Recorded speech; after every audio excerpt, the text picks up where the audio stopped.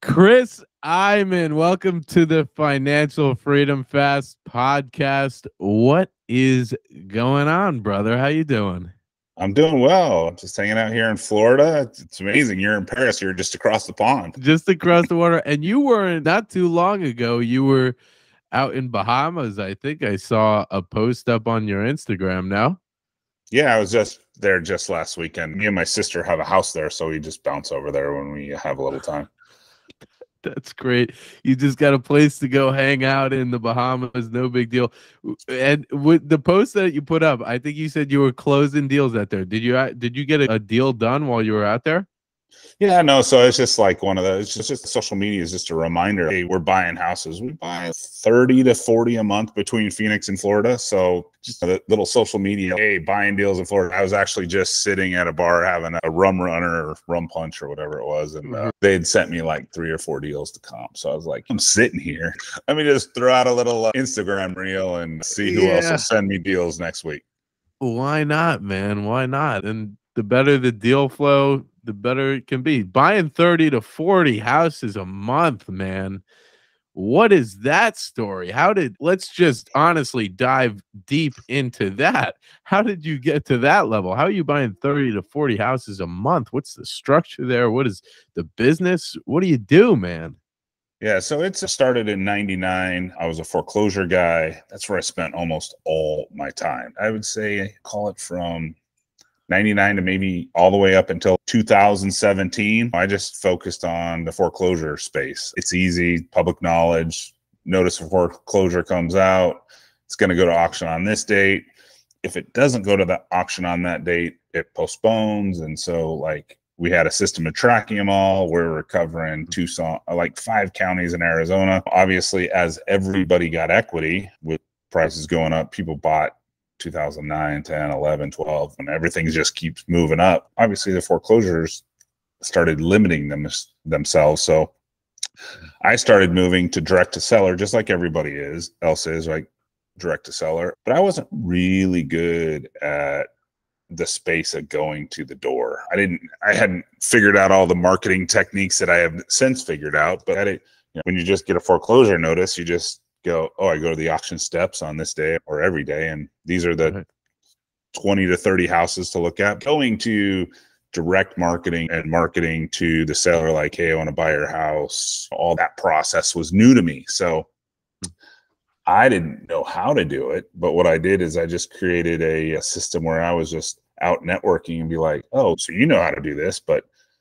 I've been wholesaling for 17 years and I have this buyer's list. So like, why don't you run out and get the deal and then bring it to me? And we can do it one of 2 ways. We can JV it, do 50-50, or you just set your price. I'm a foreclosure buyer. I'm used to like not even getting access, let's not even talk about a Dropbox full of pictures. Like I'm used to looking at the curb and going, do I like that one? Then just buying houses. And that system was from kind of 99 through 2017, 18 was me being an operator. Now, since I've had my son graduate from U of A, University of Arizona, and my nephew graduate from U of A University, and now they do it all for me. I just said, here's the guys we deal with. And now we probably have 6 teams, direct seller acquisition teams that cold call, text, all the different marketing channels that they use.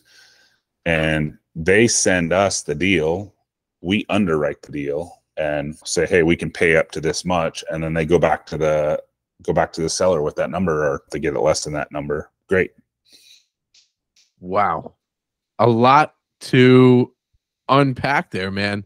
And that's a lot of work, a lot of building, a lot of skills that all compounded on each other from 99 all the way up to right now. Yeah. 2017 was like a big transition year for you, it seems like. Yeah, so we were actually a foreclosure buyer pre-downturn, and then the number of foreclosures just went through the roof, right? So we didn't have the cash to like bid on everything and take it down for ourselves and wholesale it. So we actually went to what's called a bid service, where we just published the data. Like, hey, there's 200 houses. And there were scheduled days in 10, 11, 12, where there was 1,000 houses going to sale. in one day. Now they're going to postpone and all that kind of stuff, cancel, whatever. So we were just a bid service. So we'd be like, here's all the houses going. We're going to be at the foreclosure sale. We have the checks to purchase $10,000. It was $10,000 requirement. And we created an auction system. You could just sit there from your computer right where you're sitting now and go, oh, I like this one. I'm going to bid this. And we'd upload the property reports, like the drive reports, everything. And we'd bid on houses for people and take $1,500 a transaction. Wow. And so we did 27 deals in a day. That was our biggest day at Trustee Sale. Oh my God. So you created this platform where basically your only responsibility, one, was you had to have the platform created and get the users to actually use it. But two, all you were basically doing was going there and being in person, because I assume you have to be there in person to put the bid in. Yeah. So you have to be there in person. So you were the guy, you were the boots on the ground, or whoever was going and doing it was boots on the ground. You didn't even were you fronting capital to? I was fronting the $10,000. 10K. So if I would have taken $10,000 from them and then bidding on their behalf, then it would have created like an agency problem. Like I'm an agent working for them. So I fronted the $10,000 that way. I had equitable interest in the transaction. And obviously there were guys that would be like, change my mind, whatever. Be like, you're out of the database. And I'd call the guy that was maybe bidding next to me and be like, hey, do you want this one for $3,000 cheaper? I'll lose my $3,000, whatever. But overall, when you're doing, let's just say, call it an average of even 10 deals a day at $1,500, 15 grand that you're making every single day, dude. That's ridiculous. Now it transitioned to a little bit more of a family thing after that. Was your family involved in that business as well, or your kids are just managing like this inbound lead team now? Yeah, no. So my sister and my brother-in-law are my partners. I'm an Irish twin, so it means my sister is less than a year older than me. And then, so we've been business partners since 2006. So we were running all that stuff, as well as then as we transitioned. I mean, it's just like I'm not telling anybody a story in real estate. You go teach your acquisition manager how to do this, and he's gonna be your acquisition manager, and you can, in some cases, you can do a real good setup for him and all that kind of stuff, and make him sign the non-compete and all that. The entrepreneurial spirit of that acquisition manager, if he has any entrepreneurial spirit, he's going to become your competitor sooner or later, right? That's just right. Yeah. So I was just an operator. I didn't want to keep teaching my competitors. So what I did is I just did it all myself. It was fine. I can underwrite properties. I'd sit at my desk. I was the sales portion of the business. I'd go out and meet people. I hit RIAs. Then I started my own RIA. I'm like, I'm not gonna keep going to RIAs. I'll just start my own RIA and have them come to me. Yeah. Okay, so let's talk about that, because honestly, before I came out here, I actually started my own RIA. The first event I had 30 people come out to it. Pretty good for just like a small local event. Let's talk about that. If somebody on this podcast hears, oh, you should start a RIA. All right, they go start it. They get people come in, and that's going. What is next? What if they want to start either wholesaling or whatever you think is the best way to make money right now in real estate? I start a real estate meetup, have all these people. Now, what do I do now? When I started my RIA, I went a little bigger. My first RIA had a few hundred people. So what I did is I went to other companies. So I'm a wholesaler / hard money lender, right? So I went to a title company, and then they referred me to their title company, home warranty company. And the title company I went to was the person I was sending deals to, right? So I was sending deals to Fidelity Title. So I went to Fidelity Title. I'm like, hey, I have this idea. So I used Fidelity Title, then I used Fidelity Home Warranty, and then auction.com was big. They were the people selling a lot of the foreclosures, so I went to them. And then I went to just other ancillary businesses, home builder, all that, just people that I'd networked with. And I'm like, hey, let's start this RIA, put every one of the people that were also interested in building customer base on a board of directors. And I'm like, okay, we all are doing this together. You guys are all sponsors. Maybe their sponsorship was like $1,500 a year. And now I got more from that than the title company. I'm like, let's put all this together. And then our meetup is going to be the third Tuesday, but we all have to blast it to our database. If you want to be part of the team, you have to blast it. So now all of a sudden, auction.com's big, Fidelity Title's big, Fidelity Home Warranty's big. So on our first meetup, we had a couple hundred people. And so yeah, now it averages, call it 80 people a month. But that first one was really big, but now it's wound down to 80 consistent people a month. And now was that it was like Phoenix, real PHX REIA, right? Yeah, Phoenix RIA. So there's another one, AsRIA, that's a local RIA, and they're great, but they're more about monetizing the business. So they have memberships, and then they have coaches come in, and the coaches get a split on the transactions. So maybe you have a novation coach come in, and he teaches that. Mine are just like, I'm just trying to literally give back to the community, but as goodwill. But generally, it comes back to you. You're like, hey, go to this one. There's not a pitch. Come on. You know, when AsRIA started, every time there was a networking event, and then you'd have the person who'd come in and give the little bit of advice, and then the last 30 minutes was a pitch, right? Right. Mine's not. And some of the guys that come on stage are my competitors, right? So I'm just giving out free information. Obviously, I get the little 5 minutes in the beginning and 5 minutes at the end, and then it just helps build our brand. So I saw in your Instagram, this is how I know the Phoenix RIA, but over 10,000 homes purchased and over $1 billion lent. The 1 billion lent, is that are you a lender yourself? You work for a lender, or? Yeah, we're a hard money lender. Yeah, I've been lending money since 2003. That was a good and bad story of mine in real estate. I was able to start lending money in 2003. By 2004, I had a credit line with Wells Fargo for $25 million. And I was at like prime plus 2, right? So prime was at 7 at the time. Plus 2's 9. Hard money back then was 18%. And I was a 25% partner in this business. So we were clipping away at 9 points on a hard money loan. That's insane. You had 25 mil that you had access to that you could lend. Let's just say for easy numbers, you lent 10 mil out. You're making a 9-point difference. Even if it's a 7-point difference on that every year, you're talking of, what is that, 7% annualized? You're looking at 700 grand a year. Yeah, and then by 2005, I had it to $100 million line of credit and had $80 million out when the crash happened. But with getting a line of credit from a bank, you sign what's called a personal guarantee. So imagine what happened to me on 2007 and 8. Yeah. So what did happen to you on 2007 and 8? Just my 2008 tax return said negative $4.8 million. And how did it look in your everyday life, or how did it feel? Was it like this big disaster going on? Was it chaos, or was it like, it may look bad on the numbers, but things are moving, things are okay? No, or was it panic?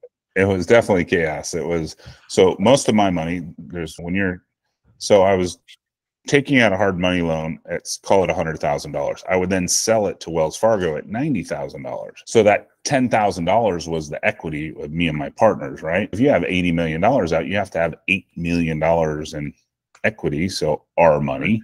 Right. So then it all disappeared. And then you have a lifestyle that, when you're making that kind of money, you have a lifestyle that makes that kind of money. So I had a house, and I had a 550 Mercedes and a black Escalade, and not that I needed 2 cars. It's just one of those things that you do when you're young and dumb.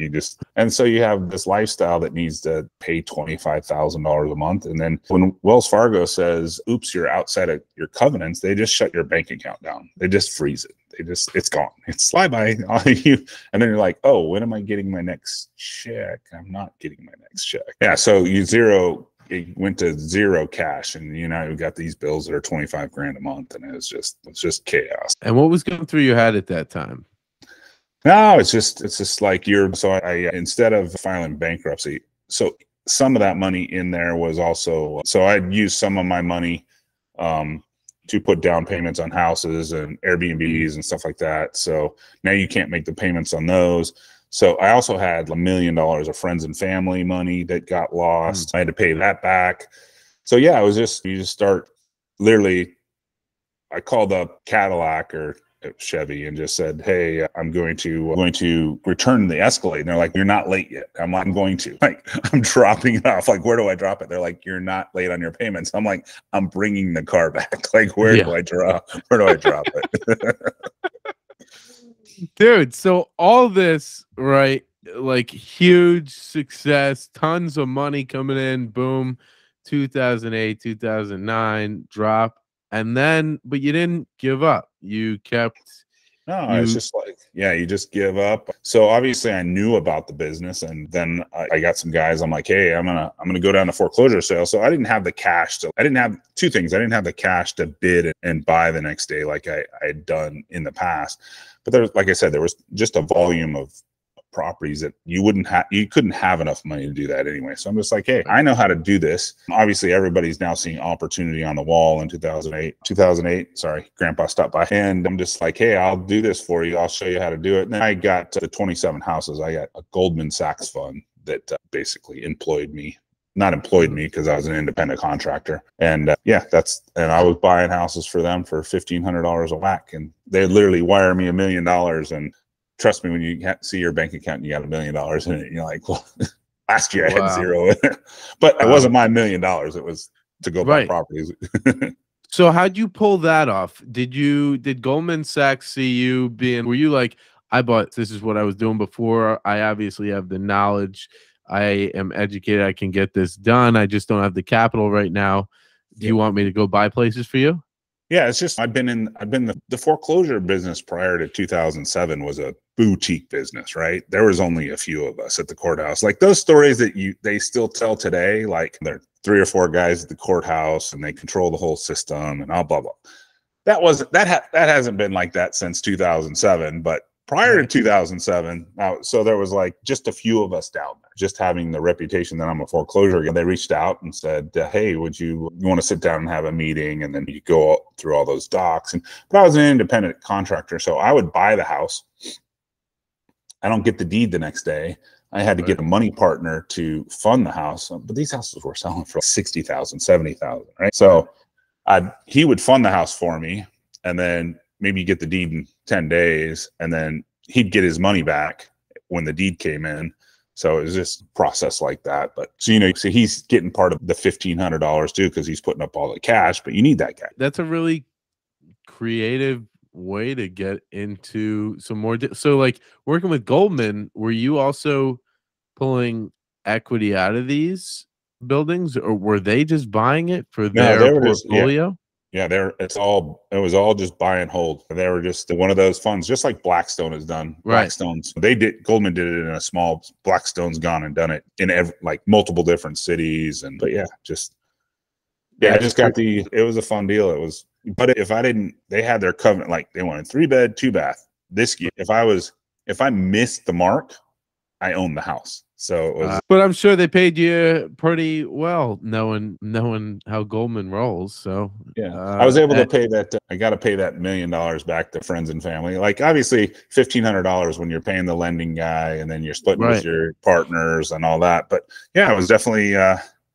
But you build the relationships too, and that's honestly one of the most valuable things in real estate. Like you're building even more and more. Like, hey, now I'm really stepping up to buying. So what does your portfolio look like at this point?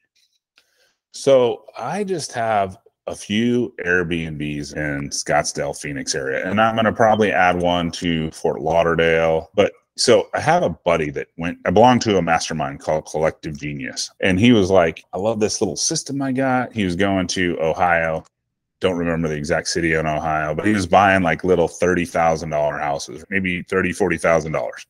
And he was paying cash for them because he couldn't get any leverage on these guys. He built a portfolio of 60 of them. So he's maybe, let's just call it rehab. He's in 10. Let's just say the average purchase price is 30.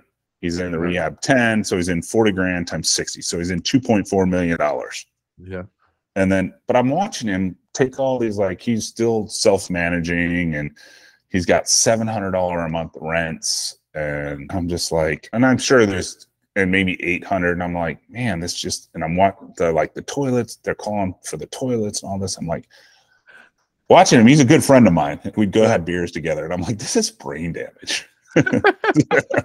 And just the tenants that you have to deal with in those situations too, man. So you chose the Airbnb route. Yeah. So I'm like, okay, so you're generating in cash flow, call it $800 a month times 60. It's $48,000 a month in cash flow. That doesn't include, but he couldn't get any leverage on this. He could probably go to get a big bank once he got 60 and maybe leverage it at 50% or something like that. But I'm like, that's just brain damage. And I had a house when I lived in an area of Phoenix called Paradise Valley. So I had a, big 5,000 square foot house, resort style backyard. And I'm just like, in the downturn, I had all my money into this house. I didn't want to necessarily just let it go. It dropped to it. I built it myself. I bought the lot for $1 million. I constructed it for like $700,000. I mean, at one point, it did drop to a value of 800 grand. I'm like, wow, I can't just let this thing go. So what I did is I start Airbnb myself, right? I was just doing it. I don't even know that Airbnb had a website yet. I was just through my contacts. I was using Craigslist. I was using VRBO, I think was up before. So I was using a little VRBO. Yeah. I was using Craigslist and I was doing that. And I was like, hey, I'm still making my payment. I'm making a little bit of cash flow. I had some friends that were concierges at some of the hotels and we have spring training. So you got 16 baseball teams that drop on Phoenix. You got the Phoenix Open. You got some events. So I was just Airbnb-ing it. And then I was like, why don't I these things create around $20,000 a month during season. And then, but times 3, that's the same $60,000 a month in cash flow that this guy has with 60 rentals. And so I just went that route. I'm like, yeah, I can manage. You get a good cleaning service. I manage it myself because Airbnb managers want somewhere between 20 and 30%. But 20 and 30% on 20 grand, it's called 30%. That's $6,000 a month. Times 3, that's $18,000 a month. I'm not going to put it into a management company. That's expensive. You might as well create your own management company at that. Yeah. At that point. Yeah. So I was just doing it myself and I still do it myself. I have my youngest daughter is my kind of personal assistant. So she does it too, like when I'm out of town. But like you get a good cleaning company, these days, this is way before all like Airbnb got huge. Now you got to have all the cool stuff in your backyard. So I got the pickleball court in the backyards now. I got the basketball courts in the backyard. But it's the same slab, but you just you gotta have the pool, and it has to be a heated pool for the winter. Like you just have to cater to everybody's. And a lot of people are doing some of these themed Airbnbs. I have my buddy Luke that I do the podcast with. He themes them to that parties and stuff like that, where they look at his different than any house because he's got the picture. I don't know what it's called, where all the girls can take the photos and it says You get the nice background in there. You get all the girls want to put it on Instagram and look all good. I feel that, man, dude. So your place. Super Bowl weekend, man. Bro, how much? Tell that story. I remember seeing that on Instagram. Yeah, so in Super Bowl weekend, right? Yeah, my house in Paradise Valley booked for $27,000 for 4 days. Now, I reached out to that same concierge service that I'd used for years, and I'm just like, hey, you got anybody that wants this? And he's, yeah, I got a group. So he got that 27 was a gross amount. He kept $5,000, so I kept $22,000 for the. Yeah, but what's your mortgage on? What's your cost on that thing per month? Yeah, so. My mortgages on all my Airbnbs are less than $3,000. So, oh my God. So that thing alone, like 3,000 times 12 is 36,000, right? So let's call it that one building, that the one home that rented for, you got 22,000 you netted on that thing in one weekend. That paid for more than half of the annual mortgage for that building. Yeah, so that one will do 20, like in March with spring training, it'll do $30,000 for the month. So you can average 25,000 for that one for 6 months, the winter months in Arizona, because nobody comes in the summer. And then I lease it up May 1st to long-term tenants, guys that need to, maybe they want to remodel their house or something like that. They just need to, get out, and I leave it furnished. And I generally get, the last 2 years I've gotten 12,000 a month. They come in May and they stay till October. Man, so that is, dude, that's sorry to cut you off there, but that's, dude, that's out of this world, man. A lot of people look to make $10,000 a month. That is their financial freedom number. And they're like, oh, if I just buy 100 doors and each door cash flows me $100 per door, I could be done. I could be financially free. You're saying right now, you find one Airbnb building, you could be set for, you could at least quit your job and go find some more to buy. Yeah. So I bought this particular one for, it's arguably worth $2 million pre 2020, and then you got to get a buyer, but you could say it's worth $3 million. I paid $750 for it, and I want to say 2019, and I probably spent, the remodel had to be nice, right? I spent $250, all windows, the roof, ACs, just went down to studs, redid it all. It was a 1970s house in the right area of town and all that stuff. So I'm in it. I paid $750. I put the standard 20% down, did more than that. My mortgage is like $550. And then actually did the rehab out of cash flow so I could expense it off my taxes, because things started turning around and I'm like, have some tax liability. So I paid for all the rehab. So 20 grand a month coming out of my paycheck in rehab. And then, but yeah, now I got on all of them. It was nice to be able to refi them all. I got a 2.75. I got a 3. I got a 2.8. 5 from these guys. So obviously those are amazing. But that was my retirement. I'm not a Bitcoin guy. I'm not a crypto, or I guess crypto is the right word, not Bitcoin. Not a crypto guy. Never been a stock market guy. And actually that's not true. I was a stock market guy pre-tech downturn. I thought I was a genius. I took $10,000 and made it into $80,000. But you don't make the money until you sell it. And then the tech downturn, and I don't know if you know about the tech downturn in the late 90s, but man, a little bit. It just, you have companies that were at 200 that went to 2. Right. Is that the .com bubble? Yeah, .com. Yeah. .com. Yeah. Yeah. Big crash there, man. Chris, dude, pretty incredible hearing the whole story from the beginning to buy in 99, then starting to lend, and then being a lender in 2008 and 2009, learning a little bit of a lesson, starting to buy more, then realizing I don't need all these. I could do some wholesaling, make some cash there. I don't need all these rentals. I could just buy a few Airbnbs that'll make a ton of money. So one of the questions, these are our final questions here. It's called the fastest way to 10K. For our listeners, if they own no assets right now, they're working a $70,000 a year job, and they want to make $10,000 a month passive. What do you think? What is the fastest way to get there right now? The fastest way to get to $10,000 a month passive. If you're good at marketing, obviously I think that the subject to model is a good model, because you can wrap stuff at 3%. Now this is, I'm just waving the flag out there. I don't do this necessarily myself because I'm a licensed mortgage banker. And I know that there's an alienation due on sale clause on every document, right? For me to go out and say, hey, I'm going to go do some subject twos when I know the documents say that I'm not supposed to do a subject to, and I'm a licensed banker, it'd be like a licensed real estate agent going out and doing something that they're not supposed to do. Right? That being said, I think marketing to somebody that I'm just closing a deal on Friday that I'm selling to what I call a penalty box buyer, and they are going to pay me market rate. I had it listed at, and you're going to see this on Instagram. I'm waiting for the closing on Friday. Next week, I'll break out with the story, right?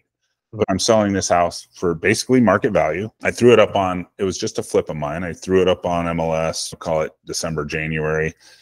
Weren't great months to sell, obviously, because, you know, rates were up. Everybody was like deer in the headlights. They weren't sure what to do.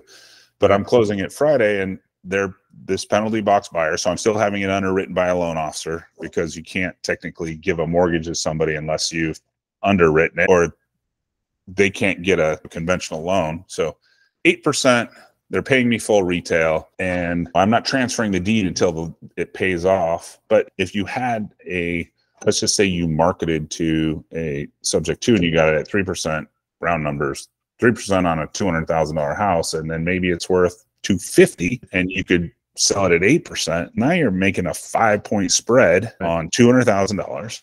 And that's $1,000 a month. If you can do 10 of them, you could make your $10,000 a month. And the greatest part about it is you're not going to get the toilet call, because you wrap this guy at 3 and you gave him a fair price, $200,000, and then maybe it's worth 250. So you still gave him like 80 cents in the dollar. Obviously, him paying 6% to agents, couple percent to closing costs, all that stuff. He didn't really take that much of a haircut. Yeah. And so I think if you did that 10 times, you'd make your $10,000 a month.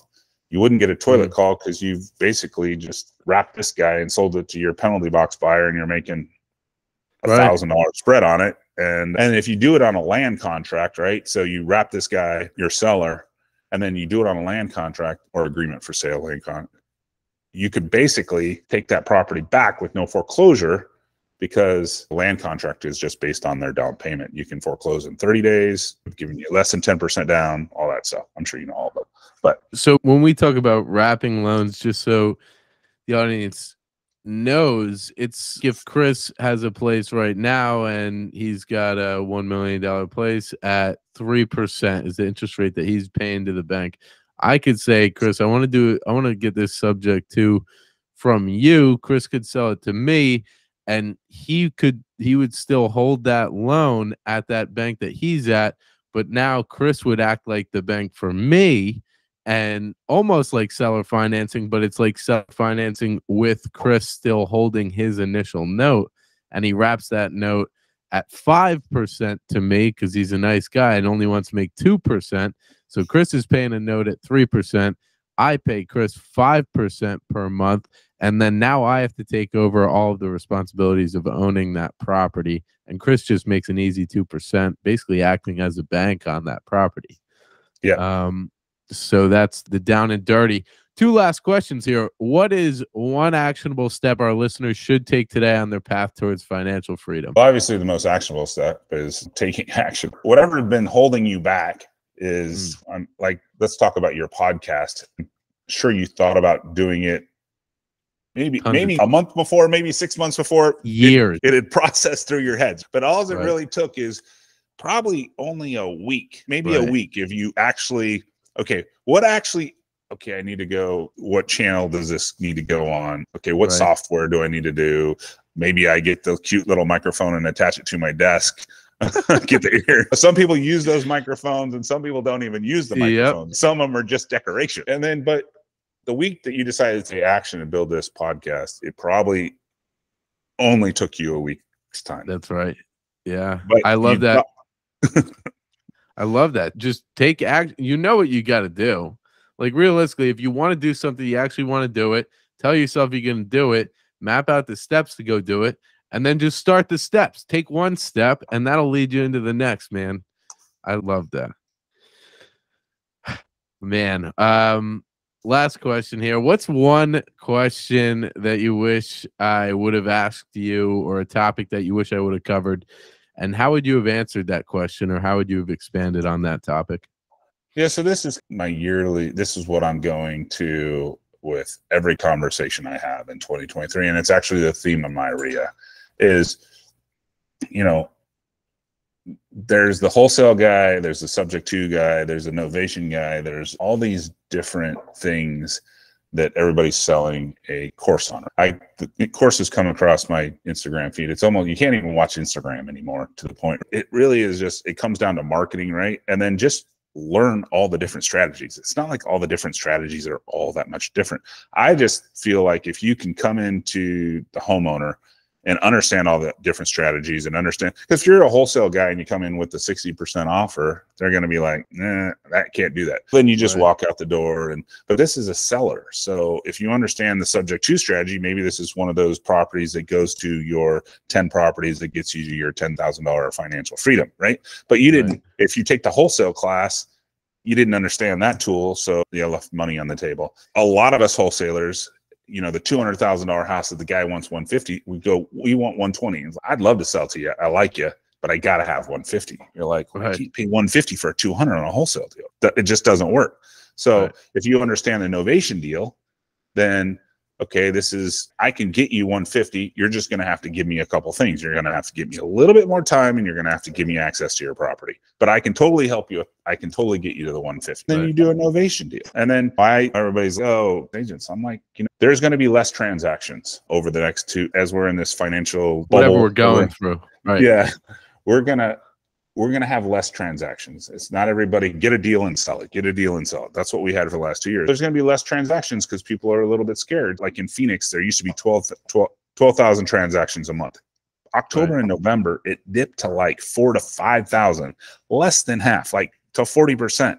So my thought process is if you have a lead, understand all the different tools that are out there so that you can monetize that lead. So that's my little spiel for 2023. It takes learn the classes, and you can find it all on YouTube if you just hunt around enough. And the conversation's just a little different. Okay, you want if it's the hoarder house, then it's your wholesale house. If it's the middle guy that has a decent house and he wants that 150, you can help him too. If he owes 180 but he's got a 3% mortgage, maybe that's your rental property with your subject to. It's just everybody quit letting leads go out the door because you just don't understand the process. Just learn the process.